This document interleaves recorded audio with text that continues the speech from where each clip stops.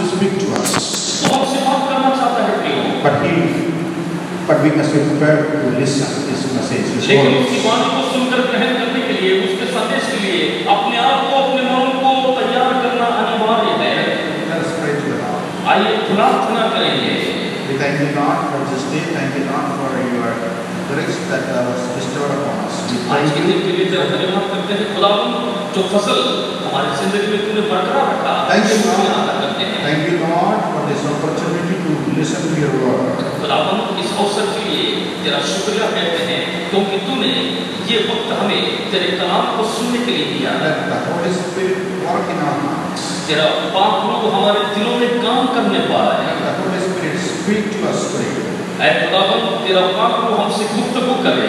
Thank you for everything in Jesus' name. सब कुछ के लिए तेरा शुक्रिया, यीशु के नाम से। Let us turn our attention to the Gospel of Saint Luke, आइए लूका रचित सुसमाचार chapter 8, verse 13. उसका 8वां अध्याय, उसकी 13वीं आयत को हम देखते हैं। Gospel of Saint Luke, chapter 8, verse 13. लूका की इंजील, उसका 8वां अध्याय, उसकी 13वीं आयत। कोई पढ़ सकते हैं?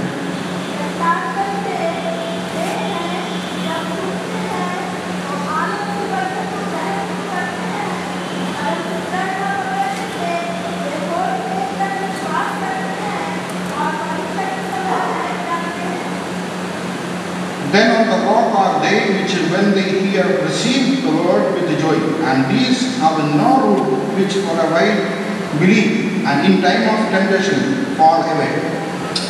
उर्दू में इस प्रकार से है, और चट्टान पर के वो है जो सुनकर कलाम को खुशी से कबूल कर लेते हैं, लेकिन जड़ नहीं करते, मगर अरसे तक ईमान रखकर आजमाइश के वक्त फिर जाते हैं। Today I want to speak on the topic be rooted deeply.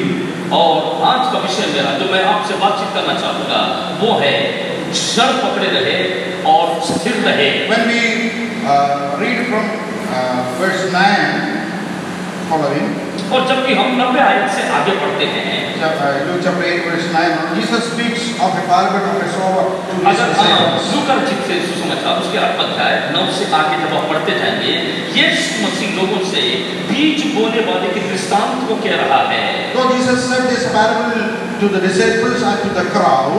यीशु मसीह ने जबकि अपने चेलों से और भीड़ से इस दृष्टांत को कहा।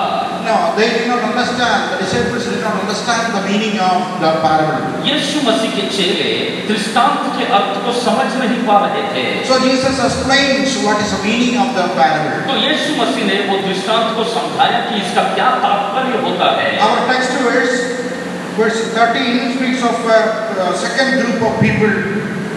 जो हमने अभी परिचय को पढ़ा है, जो हमारा टेक्स्ट है, जो संदर्भ है, उसमें यीशु मसीह दूसरे किस्म के बीज को समझा रहा है। There are 4 groups of people in this parable of Jesus. अगर आप यीशु मसीह के ये दृष्टांत को देखें तो इसमें 4 किस्म के लोग हैं।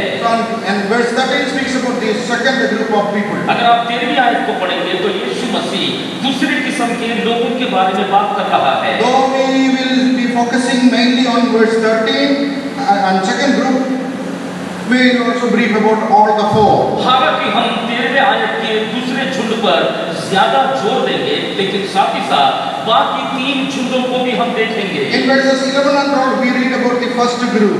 अगर 11वीं और 12वीं आयत को देखें तो पहले किस्म के लोगों को देखते हैं। They hear God's word, but before God does it work in their hearts, the devil takes away the seed of ये God's word. परमेश्वर के वचन को सुनते तो जरूर है, लेकिन इससे पहले परमेश्वर का काम उनके मन में, परमेश्वर का वचन उनके मन में काम करे, इब्लीस शैतान उसको लेकर चला जाता है। Verse 12 says, "Those by the wayside are they that hear. Then comes the devil and takes away the word out of their hearts, lest they should believe and be saved." और इस प्रकार से लिखा हुआ है, राह के किनारे के वो हैं जिन्होंने सुना, फिर इब्लीस आकर कलाम को उनके दिल से छीन ले गया। See, they listen very carefully as you are sitting here. ध्यान से सुनिएगा, वो लोग भी प्रभु के वचन को जैसे आप ध्यान से सुनते हैं, वो भी सुन रहे हैं। There is no problem for this group of people to hear God's word. परमेश्वर के वचन को सुनने में ऐसे किस्म के लोगों को कोई परेशानी नहीं है। But what comes soon after they hear, soon after they have heard, who comes? लेकिन वचन पर ध्यान देते हैं, कौन आता है? Who comes? कौन आता है?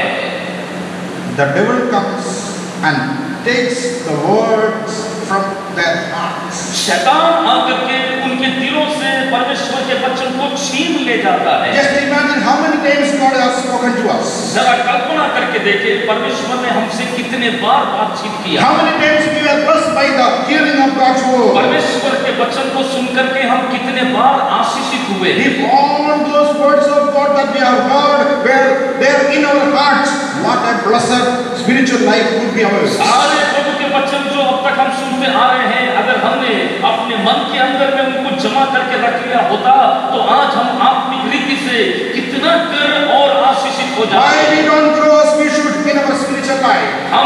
हम अपने आत्मिक जीवन में कितना कर बढ़ जाते हैं। Something is happening. कुछ तो हो रहा है। And I want to tell you, there is no scarcity of the word of God. परमेश्वर के वचन की कोई कमी नहीं है।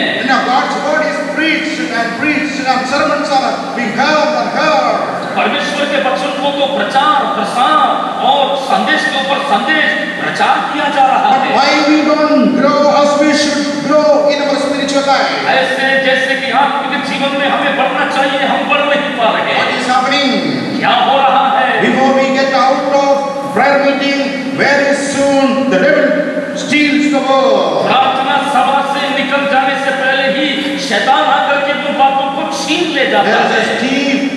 There is a thief waiting to steal God's word from your heart. परमेश्वर के वचन को आपके दिल से छीनने के लिए एक चोर, एक डाकू हमेशा तैयार है। Sometimes you might have felt that here, when I hear God's word, I am joyful. But the moment I leave this place, the moment I reach my home, my joy is lost. कई बार इस बात को सोच में पड़ जाते हैं कि जब प्रभु का वचन सुनते रहता हूँ, मेरा मन प्रफुल्लित होता है, लेकिन जैसे ही मैं बाहर जाता हूँ, मेरे जीवन में फिर से वो दुख, मायूसी आ जाती Why है। the word of God is not producing anything in my heart? मेरे मन के अंदर में, मेरे जीवन में प्रभु का वचन क्यों कर काम नहीं कर Why the रहा? word of God is not bringing any fruit in my life? क्यों ये प्रभु का वचन मेरे जीवन में फल नहीं लाता? Why there is no change in my family? मेरे परिवार में परिवर्तन क्यों नहीं है? There is a thief stand there to steal the word of God from you. एक चोर है जो परमेश्वर के वचन को आपके दिल से चुराने के लिए तैयार है। You know, the word is heard. The word is also still stolen. और परमेश्वर का वचन सुना तो जा रहा है, लेकिन साथ ही साथ ये परमेश्वर के वचन को चुराने वाला भी कोई है। There is a robber standing near to you who is waiting to steal the word of God from you. एक डाकू आपके दिल के नजदीक खड़ा है जो प्रभु के वचन को आपसे छीन लेने के लिए तैयार है। You hear message, you make a decision. I will pray more, I will fast, I will read God's word more and more. But the day after 1 day is passed, days are passed, but you lost that decision. परमेश्वर के वचन को सुनने के बाद आपके मन के अंदर में एक हिम्मत आई, एक फैसला आया, मैं और प्रार्थना करूंगा, प्रभु के मार्ग में और चलूंगा। लेकिन उसके तुरंत बाद ही आप जब घर में वापस जाते हैं, प्रभु के भवन को छोड़कर जाते हैं, वो सारी बातें कहाँ चली जाती है? I want to tell this thief is a real person. मैं आपको बताना चाहता हूँ, ये डाकू एक असली है। Many times we don't see with our physical eyes. और हम कई बार अपने जीवन में इसको पहचान नहीं पाते। Many times we don't realize that there is a thief exists to steal God's word from our heart. कई बार हम इस बात को समझ नहीं पा रहे, प्रभु के वचन को चुराने के लिए एक डाकू खड़ा है। God, he is standing there to steal God's word from our heart, so that we may not believe in His word and be saved. ओ देखो, एक डाकू हमेशा प्रभु के वचन को हमारे दिल से चुराने के लिए खड़ा है, ताकि हम प्रभु के वचन को सुन करके उसके अपना ईमान, अपना विश्वास हम उस पर ना ला सके।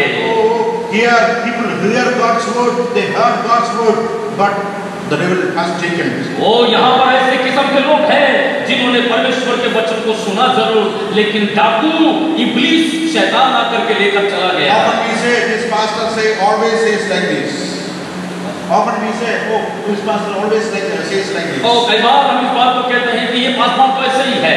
Otherwise, we will find out some excuses for not obeying God's word. और फिर बाद में हम लोग कई बार बहाने ढूंढते हैं कि जब हम ऐसे सावधानियों को नहीं बरतते। Why? The devil has stolen the word that is sown into our hearts. और वो वचन जो हमारे मनों में बोया गया, शैतान ने उन बातों को छीन लिया। Don't think that I am a believer for years and the devil cannot come and steal God's word. ऐसा ना सोचे, मैं तो कई वर्षों से विश्वासी हूँ, मेरे मन से शैतान वचन को चुरा नहीं सकता। Our years in faith does not frighten him. हमारा अनेक वर्षों से विश्वास में रहना शैतान को नहीं डराता। He knows who we are. वो जानता है कि हम कौन हैं। And he has separate and different plan for each one of us. हम में से हर किसी के लिए उसके पास में एक अलग योजना है। He knows how to come to us. वो हमारे पास आकर के आक्रमण करना जानता है। He has a separate and unique change for each one of us. हम में से हर एक को अपने तरीके से उसके पास में हमारे पास आकर बरगलाने का तरीका है।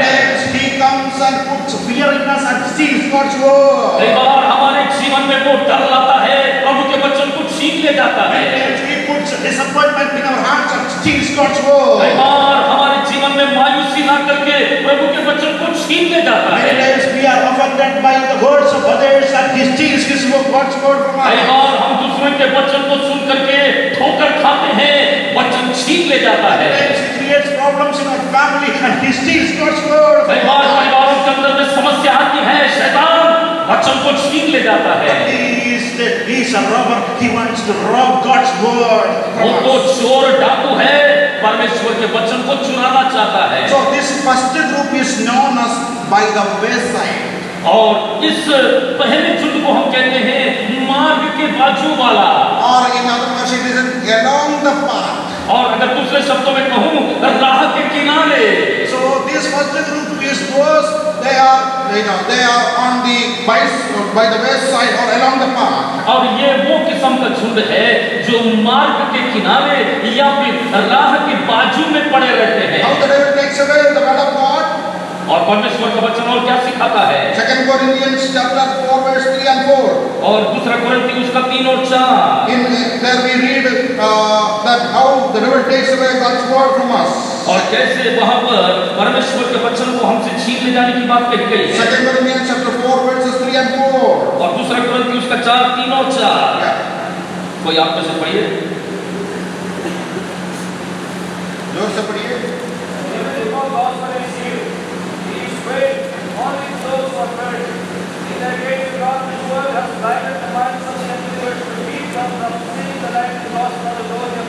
The devil veils the word of God.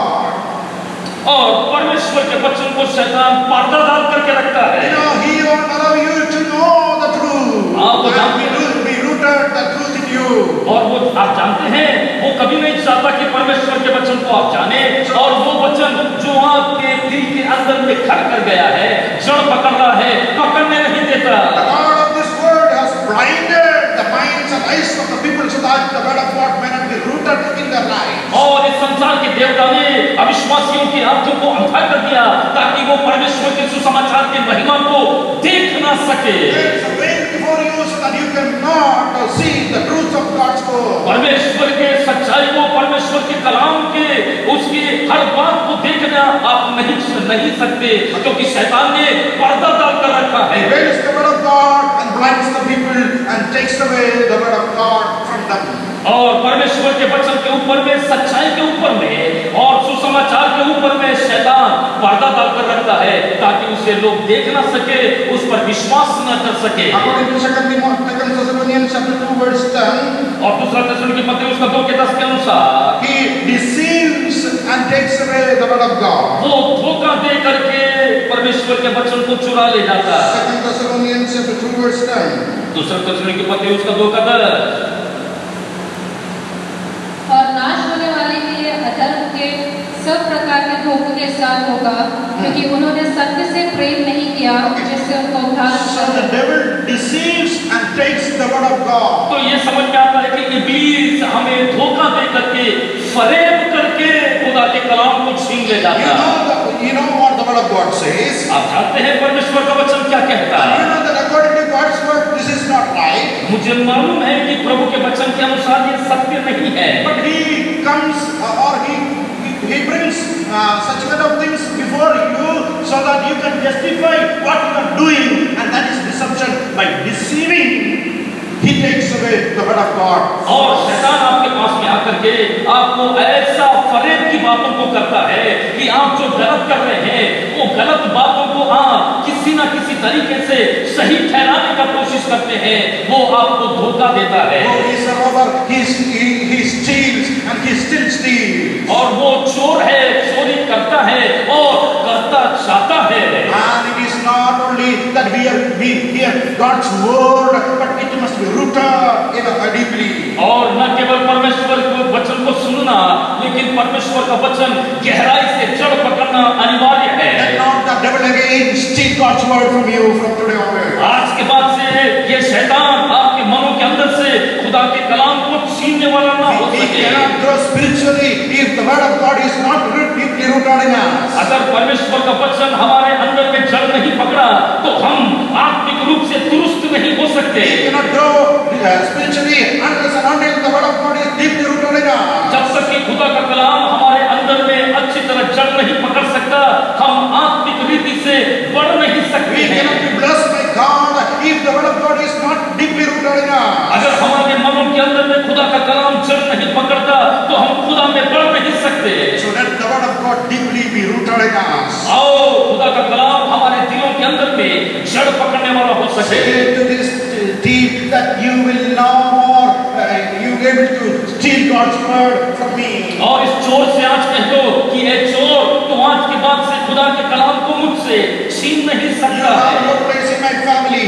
तू मेरे परिवार में गड़बड़ कर चुका You have no place right to take the word of God from me. और तेरे पास में परमेश्वर के वचन को चुराने का कोई अधिकार नहीं। Oh, I will not stand by the wayside. और मैंने जो वचनों को सुना मैं उस पर खड़ा रहूंगा। I will not be standing by the wayside. और मैं राह के किनारे मैं बाजू में खड़ा नहीं रहूंगा। Years I have been standing by the wayside. और कितने वर्ष बीत गए आप सड़क के किनारे खड़े रहे। I have been traveling throughout my life along the path wayside. और मेरे जीवन के अब तक के सफर में मैं राह से हट करके बाजू में चलता I रहा। have not become a fruitful land. मैं अच्छा फलवंत भूमि नहीं बन सका। But today onwards, I will not allow the devil to steal God's word from me. I will become a fruitful land. लेकिन आज के बाद से मैं शैतान को कभी भी मेरे दिल से प्रभु के वचन को चुराने नहीं दूंगा। मैं फलवंत भूमि बनूंगा। That you know that thief comes to steal precious things. आप जानते हैं कि चोर आता है तो बहुमूल्य चीजों को चुराने आता है। If thief enters into your house, he won't take a chammach or a spoon from your house. और जब चोर आपके घर में आता है, जब चोर आपके घर में आता है, आपके घर के चम्मचों को चुराने नहीं, घर के सोने को चुराने आता है। But he will come. He comes to take the precious things from your life. क्या करता है? वो आपके जीवन के सबसे अनमोल चीजों को चुराने आता है। And there are some thieves they only want cash, or there are some thieves they only want gold. Like variety of thieves. आप जानते हैं कुछ लोगों को सिर्फ पैसों की गड्डियां चाहिए है, कुछ चोरों को सोना चांदी बहुमूल्य चीजें, किस्म किस्म के चोर होते हैं। This thief about whom I am speaking, अब ये चोर जिसके बारे में मैं बात कर रहा, he will give you everything. वो आपको सब कुछ देगा, He will give you wealth. धन, He will give you everything. सब कुछ, But he will take the word of God. लेकिन परमेश्वर के वचन को चुरा लेगा। Because he knows that if the word of God is not in your heart, in your life, you are standing by the wayside, and he knows that you are on his side. और अगर एक बार आपके मनों के अंदर से परमेश्वर के वचन को वो चुरा लेगा तो वो ये जानता है कि सड़क से बाजू हट करके हो जाएंगे और फिर सड़क से बाजू में हो जाने के बाद शैतान के हो जाएंगे। Where are you standing today? आप कहाँ खड़े हैं? Are you standing on the wayside? क्या आप रोड के, आप मार्ग के किनारे खड़े हैं? Jesus stands and says, I am the way, come to me, I will give you rest. और परमेश्वर का वचन हमसे कहता है कि अगर तुम थका है, मांदा है, मेरे पास आ, मैं तुझे विश्राम दूंगा। Why you have no rest in your home? और आपके घरों के अंदर में आराम क्यों नहीं? Why there is no peace in your your family? आपके परिवार में आराम शांति क्यों नहीं? Why there is no joy in your children's home? आपके बच्चों के घरों में आनंद क्यों नहीं है? Oh, along the west side, you are standing along the west side, and somewhere in God, the devil has stolen the word of God. आप कहीं ना कहीं आप उस सड़क के आप मार्ग के किनारे खड़े हैं और शैतान ने परमेश्वर के वचन को आपके दिल से चुरा लिया है। You have NKJV, KJV, then आपके पास में NKJV, KJV you और क्या? have a lot of Bibles in your hand. आपके पास में आपके घरों में किस्म किस्म के बाइबल रखे हैं And you are very study Bibles. और आप इन वचनों को पढ़ रहे हैं। It's good to have all those things. ये सब बातों का होना अच्छा The है, devil is not worried about that. लेकिन ये शैतान इसके बारे में फिक्र नहीं कर You रहा। have Malayalam Bible, Hindi Bible, English Bible, आपके पास मलयालम है, हिंदी है, इंग्लिश बाइबल है, but no word in your hand, and you are standing on the west side. लेकिन मन के अंदर में ये वचन नहीं है, क्योंकि आप सड़क के मार्ग के किनारे खड़े हैं। Now the third group, तीसरे किस्म का झुंड verse 14. और 14वीं आयत, जो झाड़ियों में गिरा और वे हैं जो सुनते हैं पर आगे चलकर चिंता और धन और जीवन के सुख विलास में फंस जाते हैं हाँ। और उनका फल नहीं पकता। पर अच्छी Yes, enough. Which fell among thorns. झाड़ियों में गिर गए।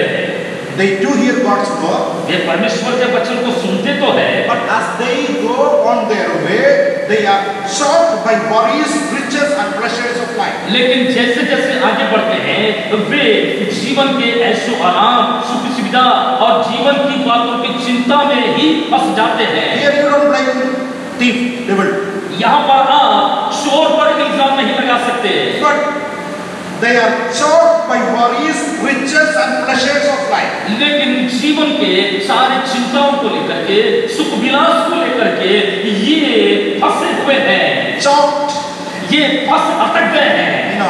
that he cannot go. I don't know whether if you are ever eaten fish and the thorn of that fish has shocked you. The same thing. You cannot, eat anything. Nothing will go down and nothing will come.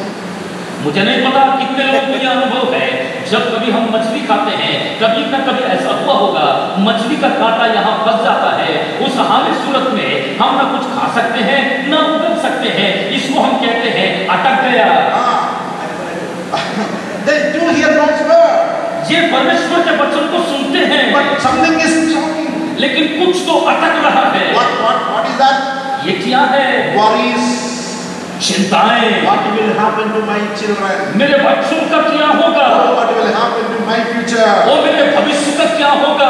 And because of that, they could not fully be benefited by God's word. इन सारे चिंताओं के दबे होने के कारण ये परमेश्वर के आशीषों का लुत्फ नहीं उठा सकते। Because these worries, riches and pleasures of life choke us, we are not fully benefited by the word of God. क्योंकि ये सारे जीवन की चिंताएं, ये सुख विलास, ये भविष्य की बातें इनको ऐसा अटका कर रखी है, परमेश्वर का वचन इनके जीवन में काम नहीं कर पाता।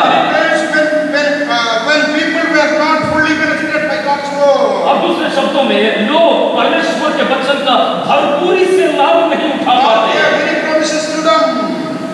God gave many promises to them. परमेश्वर ने उन्हें बहुत से वायदे दिए, But they could not take the full benefit of those promises. लेकिन वो परमेश्वर के इन सारे वायदों के लाभ को भरपूरी से नहीं उठा They पाते। cannot be fully benefited by their prayers and fasting prayers. उनके प्रार्थनाएं, उपवास की प्रार्थनाओं को उन्हें भरपूर लाभ नहीं मिलता। Not why?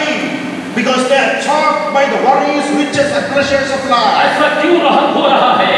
जीवन की चिंताएं, सुख विलास, आगे क्या होगा, इन सब बातों के कारण परमेश्वर की ये सब भरपूरी लाभ उनके जीवन में अटका पड़ा है। In Numbers chapter 11 verses 31 to 34. और गिनती उसका 11वां अध्याय 31 to 34. और 31 से लेकर के 34। When we read that chapter, we read that Israel people are on their way to Canaan. जब हम उस अध्याय को पढ़ते हैं तो हम क्या देखते हैं? परमेश्वर के लोग इस्राएल कनान की यात्रा में हो चले They हैं। demanded flesh. They demanded flesh to eat. उनको मांस चाहिए खाने के लिए, And God said that I will give you, and God gave them flesh. flesh. परमेश्वर ने क्या बोला कि मैं तुम्हें मांस दूंगा, परमेश्वर ने उन्हें मांस दिया। And in verse 34 we read that God gave them, but many could not be fully benefited by that. परमेश्वर का वचन क्या कहता है 34वें आयत में?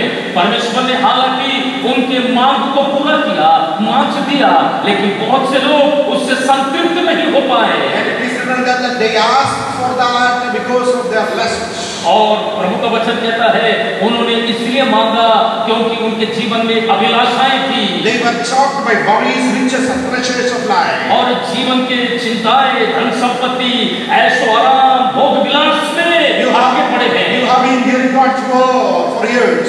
और आप सालों से पढ़ नहीं पाए। You have the promises of God. परमेश्वर के वायदे आपके साथ में हैं। You have been praying and taking fasting and praying, but you are not fully benefited by your prayers and fasting prayers. प्रार्थना करते रहे, उपवास की प्रार्थना करते रहे, लेकिन आपकी प्रार्थना, आपकी उपवास की प्रार्थनाओं का आपने अभी तक जीवन में भरपूरी से आनंद नहीं उठाया। Why?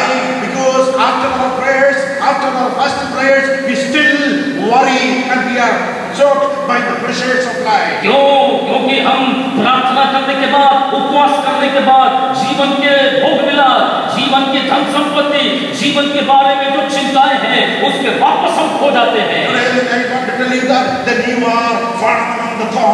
तो फिर मैं आपको बताना चाहता हूँ कि आप झाड़ियों में गिर गए हैं, आप कटीली झाड़ियों में गिर गए और आपको छुटकारे की जरूरत है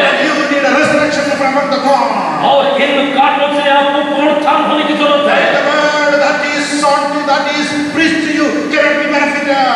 और फिर वो जो वचन आपके जीवन में जो बोला गया इन झाड़ियों में, वो आपके जीवन में नहीं हो पाएगा। आपके जीवन में परमेश्वर के वायदे पूरे नहीं हो रहे।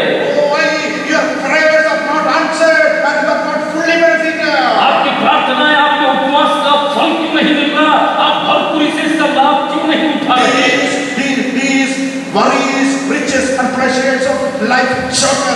क्योंकि जीवन के ये सारी चिंताएं, धन संपत्ति, भोग विलास, इन्हें इन सब ने हमें अटका कर रखा है।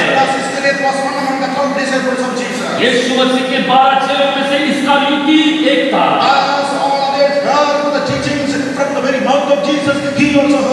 और जैसे यीशु मसीह के मुंह से शिक्षाएं निकलती, बाकी लोगों ने जैसे सुना, इस्करियोती ने भी वैसे सुना।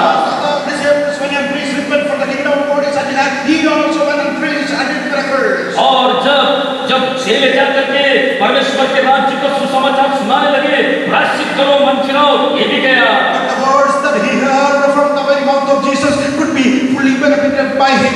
लेकिन यीशु मसीह के मुंह से निकले हुए वो सारे शब्द इससे पूरी तरह से लाभ ना पहुंचा सके,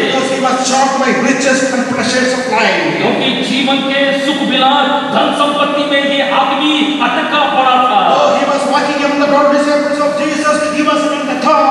और ये हालांकि यीशु मसीह के 12 चेलों में से एक था, लेकिन ये कटीली झाड़ियों में फंस गया। आप आत्मिक स्थान में, आत्मिक वातावरण में हो सकते हैं, बावजूद इसके आप कटीली झाड़ियों में फंस कर रह सकते हैं।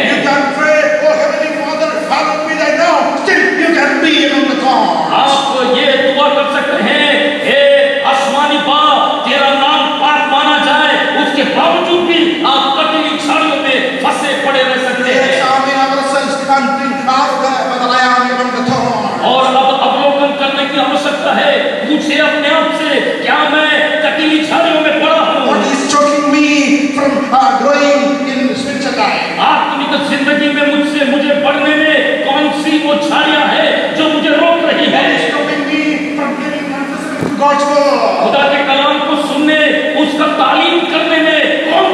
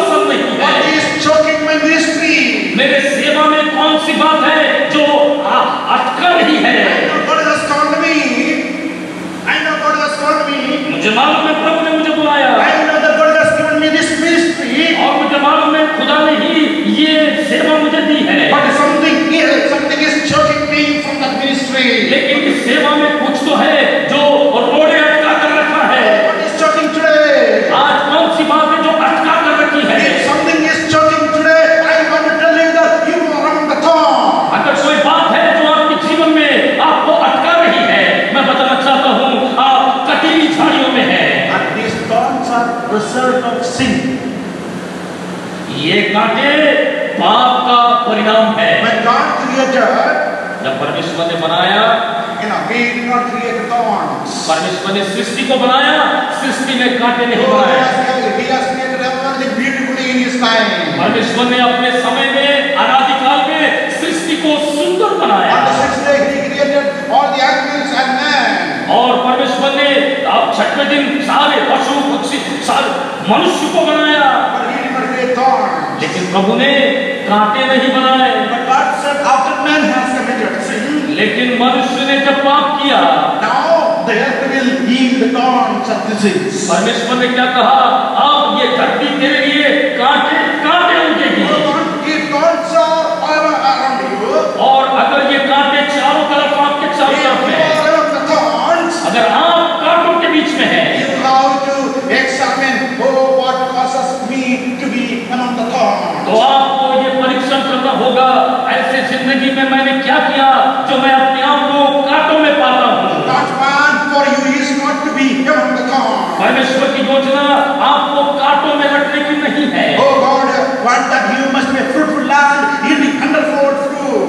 और परमेश्वर तो चाहता है आप एक फलवत्त भूमि में रहे, 60 गुना 70 गुना 1000 गुना फल लाए। But the life's worries, riches and pleasures of life will destroy the power of God's word in your life. लेकिन आपकी जिंदगी में परमेश्वर के वचन के प्रभाव को जिंदगी के धन संपत्ति सुख विलास चिंताएं दबा देती है। Here the devil did not take away the seed of God's word. The devil did not take away the seed of God's word. शैतान ने परमेश्वर के वचन के बीज को नहीं चुराया। You have heard it and it is there. आपने सुना, वो वचन वहां है, But it is short, so not fully benefited. क्योंकि ये अल्पकाल का रहा, इसीलिए ये लाभकारी नहीं रहा। Do you want that the word of God, the promise of God to be fully benefited? Do you want that your prayers to be fully benefited? क्या आप चाहते हैं कि परमेश्वर की आशीषों का आप भरपूरी से लाभ उठाए? आप जो प्रार्थना करते हैं, उपवास कर रहे हैं, क्या आप चाहते हैं इन सब चीजों का आप भरपूरी से लाभ उठाएं? Let not the worries, riches and pleasures of life choke you. जिंदगी के ये आराम सुख सुविधा है, ये भोग विलास, ये धन संपत्ति आपको अटका कर रखने ना पाए। Fourth group is fourth group. चौथा किस्म का झुंड, That is on verse 13. वो 13वीं आयत में है। They on the rock are they which when they hear receive the word with joy, and these have no root, which for a while believe and intended in the name. और चट्टान पर के वो है जो सुनकर कलाम को खुशी से कबूल कर लेते हैं, लेकिन जड़ नहीं रखते, मगर कुछ अरसे तक ईमान रखकर आजमाइश के वक्त पर गिर जाते हैं। वे चट्टान पर गिर गए हैं, वे परमेश्वर के वचन को बड़े खुशी से कबूल करते हैं। और 13वें आयत में लिखा है, वे खुदा के इस कलाम को बड़े खुशी से कबूल करते हैं।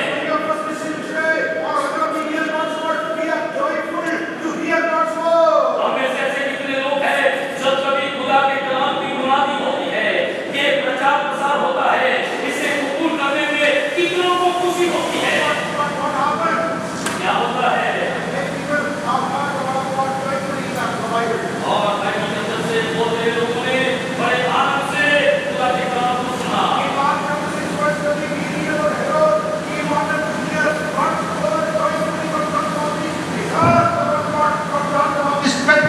अगर आप मरकुस की इंजील उसके 6 के 20 में देखेंगे तो हेरोदेस ने क्या किया, वो परमेश्वर के वचन को आनंद के साथ सुनना चाहता और इसलिए यूहन्ना बपतिस्मा दाता के मुंह से वो वचन को कहलवाने के लिए उससे विनती करता।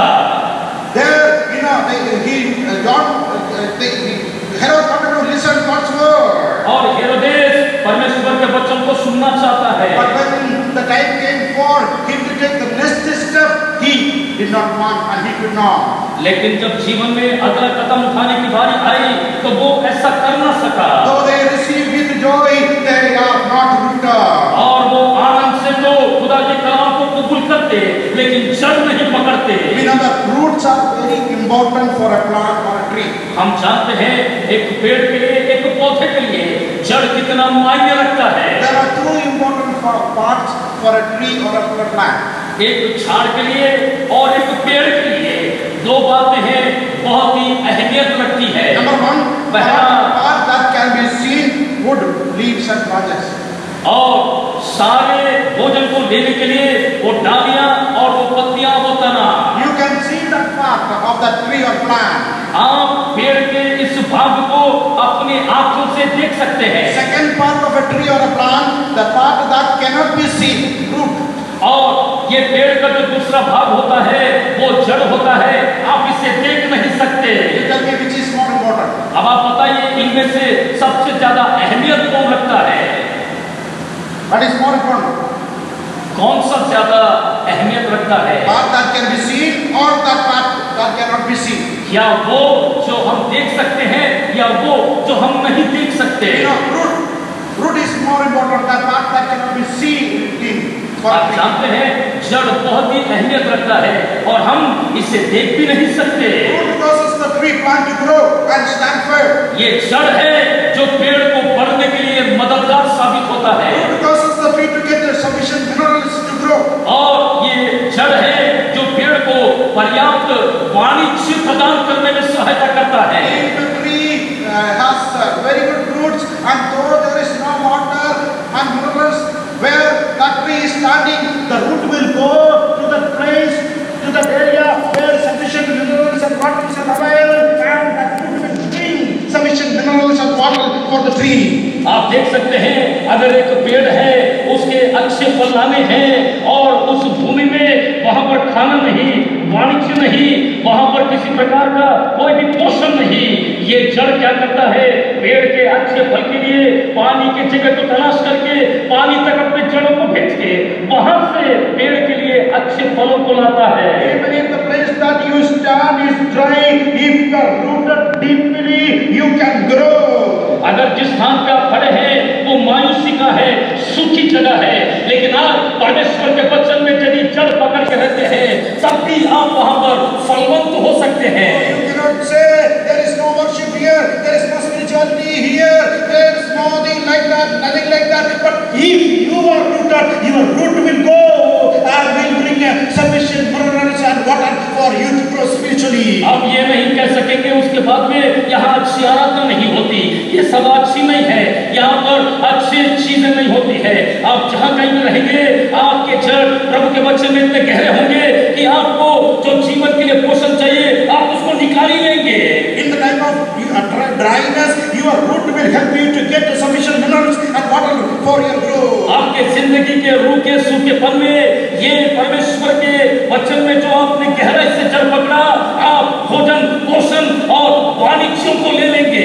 Dryness comes into everyone's life. जिंदगी हर एक के जिंदगी में सूखापन आता है। Whether you are a new believer or old believer or a pastor or I know, dryness comes to everyone's life. आप अगुवे हो सकते हैं, पासवान हो सकते हैं, विश्वासी हो सकते हैं, आप कोई भी हो सकते हैं, जिंदगी में रूखापन, सूखापन आता है। You are rooted deeply, your root will go and will bring sufficient minerals for you to grow in the time of dryness. लेकिन अगर आप अच्छी तरह से जड़ पकड़े हैं, आपके जड़ गहराई में है, तो मैं बता देना चाहता हूँ सूखेपन में और रूखेपन की अवस्था में तभी भी आप पोषक तत्वों को, वाणिज्यों को ले सकेंगे। Problems will cause you to be dry spiritually. आपके आत्मिक जीवन को रूखा करने के लिए मुसीबतें दस्तक दे सकती है। Situation will cause you to be dry spiritually. और हो सकता है परिस्थितियां आपको आत्मिक रूप से रूखा कर देती है। Atmosphere, seasons will cause you to be dry. ये मौसम, ये बदलते ऋतु आपके जिंदगी में, आपके आत्मिक जीवन में सूखापन ला सकते If हैं। you are rooted deeply, you will still grow in the time of dryness. लेकिन अगर आपका जड़ अच्छी तरह से गहराई में पकड़ा है, आप प्रभु के नाम से बढ़ते जाएंगे। Psalm 104 verse 16 says, भजन 104 के 19 में लिखा है, 16, माफ कीजिएगा 16 में, Psalm 104 verse 16, भजन 104 के 16 में, the trees of the Lord are watered abundantly, और परमेश्वर के जो खजूर और पेड़ है उनको बहुतायत का पानी मिलता है। That is in ESI version. In KJV, the trees of the Lord are full of sap. और एक और अनुवाद में लिखा गया है कि परमेश्वर के पेड़ लबालब भरे हुए पानी में जड़ पकड़े रहते हैं। According to NIV, the trees of the Lord are well watered. और NIV के अनुवाद में यदि आप देखेंगे परमेश्वर के पेड़ों को निरंतर बहुतायत का जल पानी मिलते रहता है। A believer is the tree of the Lord. और आप परमेश्वर के पेड़ अगर हैं, The trees you are planted by the Lord. अगर आप वो पेड़ हैं जो परमेश्वर के द्वारा रोपे गए हैं। There are some plants that you don't have to plant it, automatically it will come. ऐसे कुछ पेड़ होते हैं, इन पेड़ों को लगाने की जरूरत नहीं है, ये उग जाते हैं। You are not that plant that automatically came. आप वो पेड़ नहीं, वो पौधा नहीं जो अपने आप निकल गया। Amen. But you are planted by the Lord, and you are the plant, a tree of the Lord. आपको रोपा गया है, आप परमेश्वर के पेड़ हैं। Even in the time of dryness, famine, oh, you are well watered. और सूखेपन की अवस्था में, अकाल में भी आपको अच्छी तरह से लबालब पानी मिलते रहेगा। Many are sitting here who had experienced the dryness in the night. और अगर आप ऐसे उसमें से हैं जो बैठे हैं जिन्होंने जीवन में सूखेपन का अनुभव किया, You might have thought that everything is finished. और आपने ये सोचा सब कुछ खत्म हो गया, Spiritual life is finished. मेरा आत्मिक जीवन खत्म हो गया, My ministry is finished. मेरी सेवा खत्म हो गई, My church life is finished. मेरी कलीसिया की जीवन खत्म But हो you गया। are standing today and you are fruitful because you were rooted deeply, and in the time of dryness, the Lord watered you. और आज के बाद से आप इस बात को समझेंगे, आप ये जानेंगे कि आप रूखेपन में, सूखेपन में आपका जड़ अंदर तक पकड़ा है, क्योंकि परमेश्वर ने आपको वो पेड़ के रूप में रोका जो प्रभु का है। आप कभी भी रूखेपन का अनुभव नहीं करेंगे, आपको लबालब पानी मिलेगा। Oh, you are standing now as a cedar of Lebanon because the Lord well watered you. परमेश्वर ने क्योंकि आपको सींचा, आपको लबालब पानी दिया, इसलिए आप लेबनान के देवदार बन गए। Bible says the cedars of Lebanon are well watered by the Lord. और प्रभु का वचन कहता है कि लेबनान के देवदारों को परमेश्वर ने सींचा है। Cedars of Lebanon are well famous. और अगर आप लेबनान के देवदारों के बारे में बात करें, वे बहुत ही प्रचलित है। It grows up to 30 meters. वो 30 मीटर तक ऊंचे बढ़ते हैं। Size is almost 2 meters. Size. और उसका तना 2 मीटर तक चौड़ा होता है। And it grows up to 2000 to 3000 years. वो 2000 से लेके 3000 साल पार कर जाता है। And the cedars of Lebanon were used to build in the temple of God by Solomon. और अगर आप लेबनान के देवदारों के वृक्ष की बात करें तो सुलेमान ने परमेश्वर के भवन के मंदिर, परमेश्वर के मंदिर का निर्माण लेबनान के देवदार से किया। Why this Lebanon is growing like this? ये लेबनान के देवदार ऐसे कैसे बढ़ते हैं? These roots of Lebanon are deeply rooted.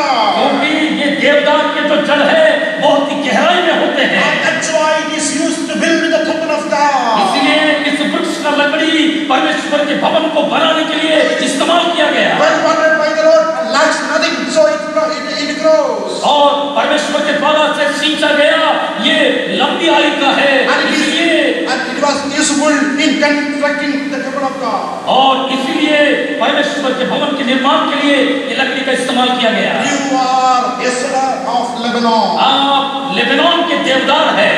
You can be used to construct the temple of God. और आपको परमेश्वर के भवन का निर्माण करने के लिए आपको इस्तेमाल किया जाएगा। Today, if you are experiencing the dryness, अगर आपके जिंदगी में आप सूखेपन का अनुभव करते the हैं, Lord says, I will water you. और प्रभु कहता मैं तुझे सींचूंगा। If you think that your family is over, अगर आपको लगता है आपका परिवार खत्म, family of my children are over, मेरे बच्चों का जीवन, मेरे बच्चों का परिवार खत्म, my ministry is over, मेरा सेवा खत्म, everything is over, मेरा सब कुछ खत्म, the Lord who will water you is sitting in heaven, and He says that I will water you. You will be a tree planted by the rivers. और वो परमेश्वर जो आसमान में बैठा, जिसने आपको रोका, वो आपको कहता है कि तू मेरा पेड़ है, मैंने तुझे सींचा है। Oh, you are called a cedar of Lebanon. आप लेबनान के आपके जिंदगी का खुदा ने एक मकसद रख छोड़ा है। He is going to come and take you to Jerusalem, where you will be used to build the temple of God. और कोई आएगा और आपको इसी देवदार को लेकर के परमेश्वर के भवन के, परमेश्वर के घर के निर्माण के लिए आपको इस्तेमाल करेगा। This seed fell on the rock, and because that was not deeply rooted, dried up. ये वो बीज है, चट्टान पर गिर गए और ये जड़ न पकड़ सके, सूख गए। We need to be deeply rooted so that we can grow. हमें गहराई से जड़ पकड़ना होगा ताकि हम बढ़ सके। 2 Thessalonians chapter 2 verse 13. दूसरा थिस्सलुनीकी की पत्री उसका 2 का 13। 2 Thessalonians chapter 2 verse 13. दूसरा थिस्सलुनीकी की पत्री उसका 2 का 13। Somebody can read. जल्दी से पढ़िए।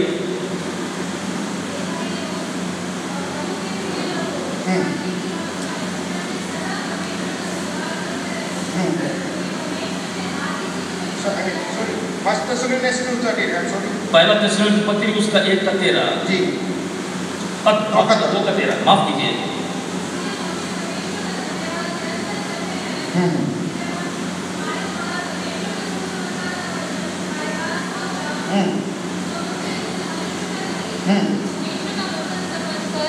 और सचमुच ये ऐसा ही है, ग्रहण किया और वो तुम विश्वासियों में जो विश्वास रखते हो प्रभावशील है। Amen. The word that you have received eventually works in you.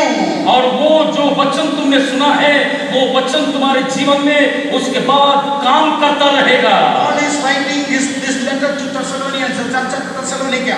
और पौलुस ये पत्री जो लिख रहा है, वो जो थिस्सलुनीका में जो कलीसिया है उसको लिख रहा And है। he writes that when we came in Thessalonica first time and when we preached, you believed that word, and still that word works in you effectively. और वो कहता है पहली बार जब हम सुसमाचार सुनाने के लिए थिस्सलुनीका में जब आए और हमने जो वचन तुमको सुनाया और तुमने जो वचन को सुना, वो वचन अब भी काम कर रहा है। This church was founded by Paul.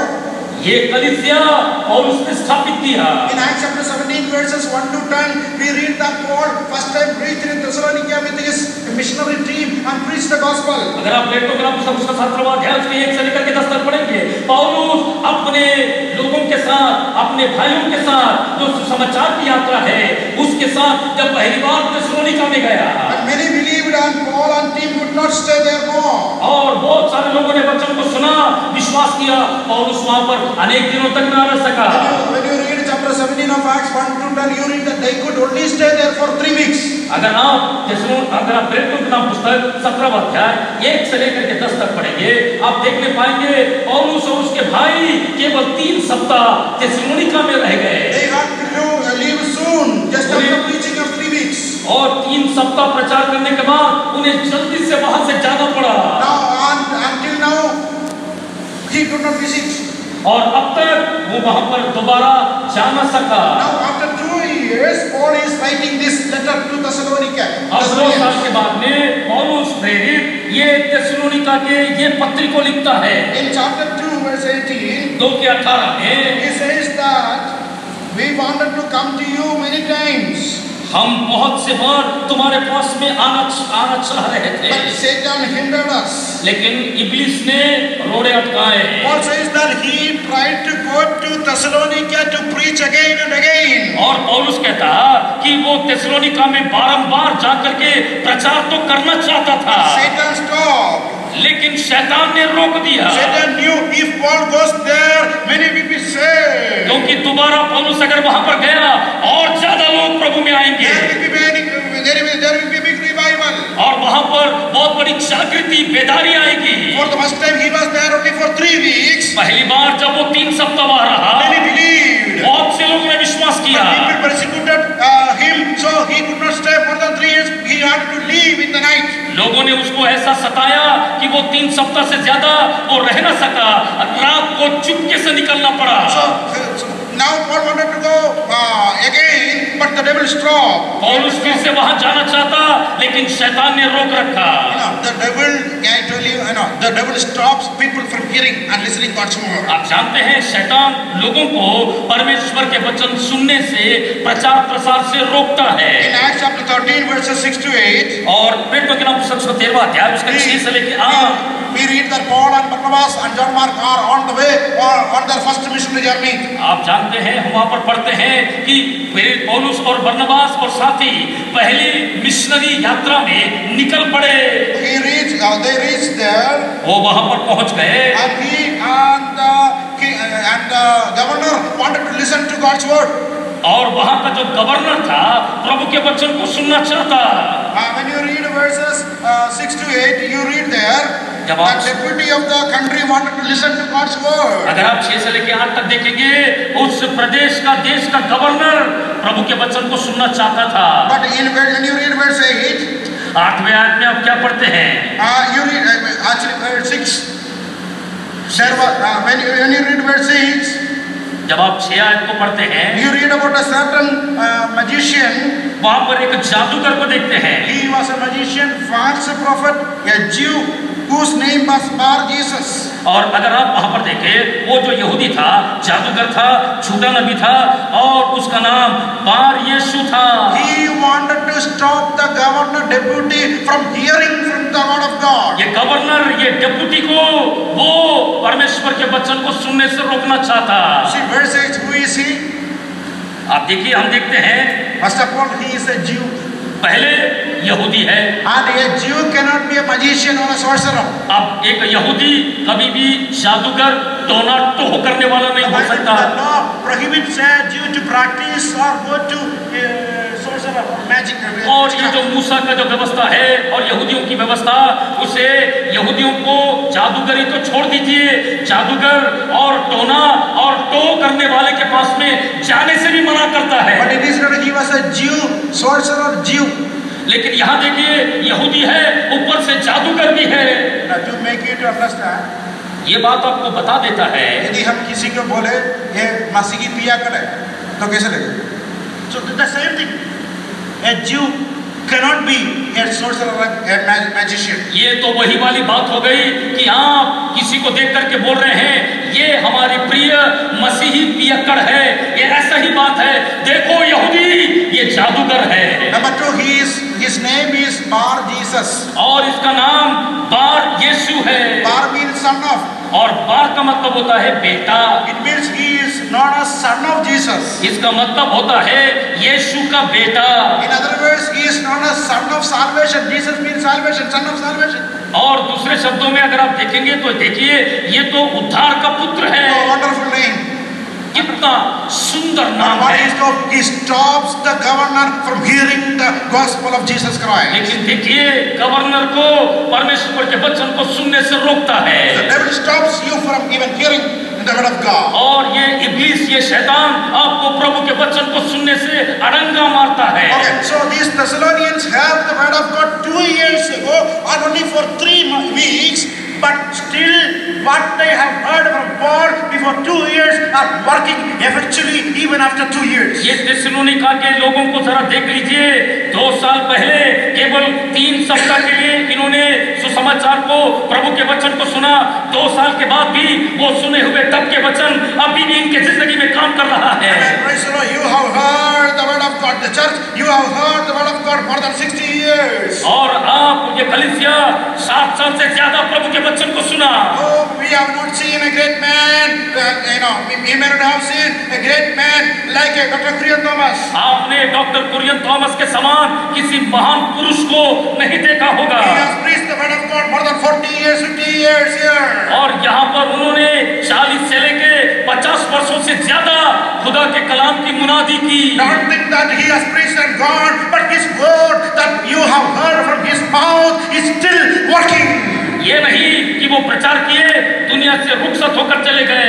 जो वचन उन्होंने प्रचार किया आपके दिलों में अब भी वो काम कर रहा है। The word of God still eventually works in us.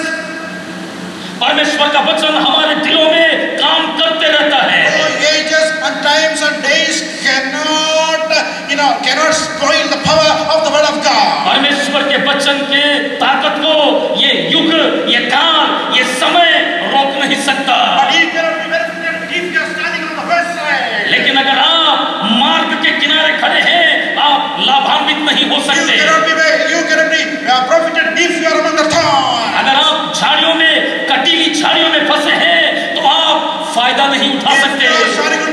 you cannot be blind, you cannot be benefited. अगर आप चट्टान पर गिरे हैं, जड़ नहीं पकड़े, आप लाभ नहीं उठा सकते। Jesus finishes this parable in chapter 8, 13, I think. 8 onwards. Luke chapter 8.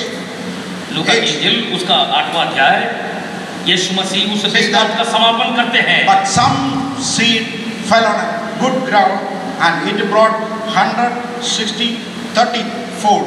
और कुछ बीज अच्छे भूमि पर गिरे, वे 100, 70, 30 गुना फल लाते रहे।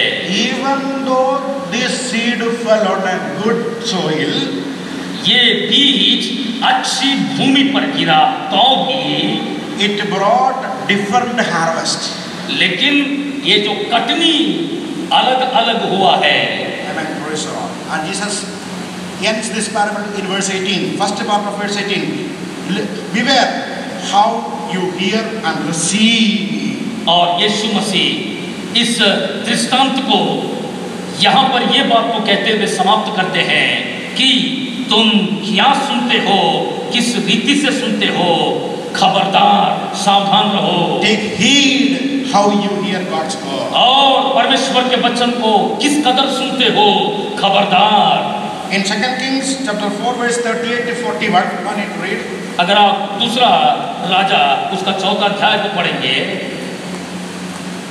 A person went to the field and brought some vegetable as a leaf, brought it on his lap, gave it to somebody,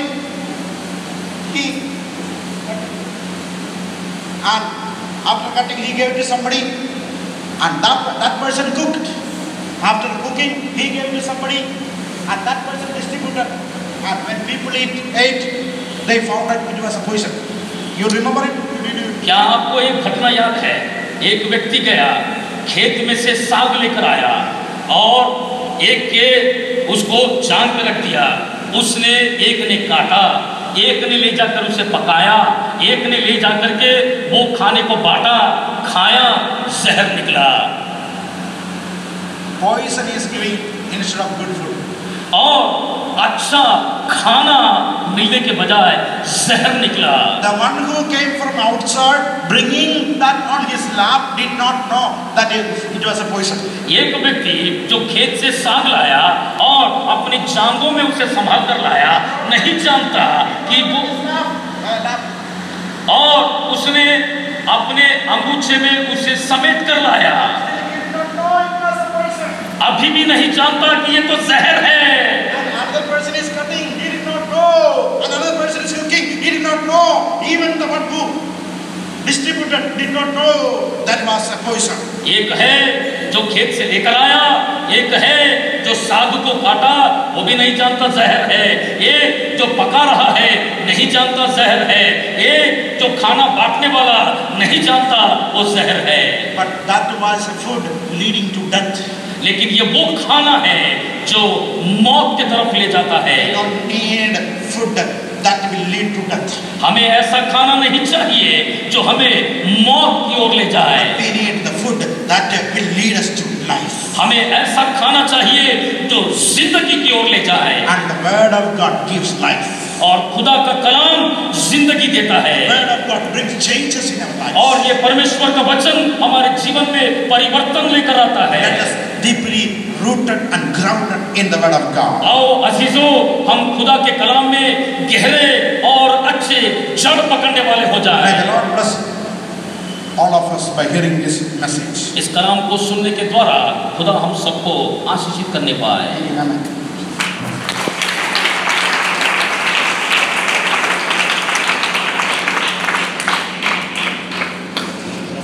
आइए हम सब प्रभु के बसने को बजाएं। Praise the Lord.